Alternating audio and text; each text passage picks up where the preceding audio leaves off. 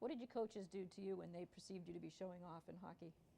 Well, I had the one experience, which was a humbling experience, and it was only the once.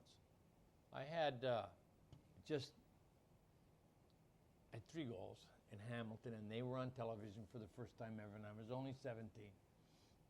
So I was gone fancy at practice the next day, and the coach called everybody down. Come here, you guys got to be really fortunate to be playing with somebody as good as, it's amazing how I've watched them just mature so fast. Great play. I'm going, who is it? Because we had a really good team. And he said, you guys got to be thrilled to be playing with Derek. And I said, oh, God, what's he now? He said, and I mentioned, you're so good, you probably don't need your wingers. Now, that was Bill Goldsworthy and John Pronovo, who both scored 50 goals in the National Hockey League. And they were only 17, 18. Because you guys can sit down. And you probably don't need your defense either. There's Joe Murat and Ricky Lee. They both played the National Hockey League. You guys should sit down. I'll give you a goalie. And that was Bernie Perron, and he played the National Hockey League too. And he said, "Now you're good enough to play yourself. You don't need anybody, do you?" And I said, "Oh, geez, no." And we had a scrimmage, dropped the puck, and he says, "If you're standing up for any more than 15 seconds, you're all going to do 100 laps."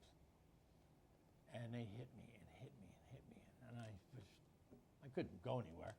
And I went to the bench. He goes, "No, you're good enough to play another shift. You probably don't need a next second line." And I went back out, got pounded again, and I said, "All right, you win. That's it." And he says, "No, you understand? It's a game. It's a team game.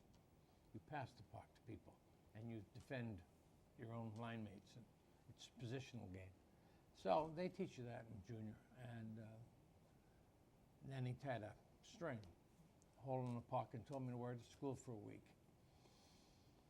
And he says, "I'll know if you take it off, too." So walking down the hall with a puck around your neck, everybody laughing at me, but I never did that again.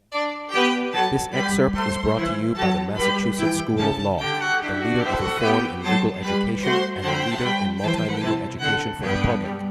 To view the full interview and for a full listing of MSL's programs, log on to mslaw.edu.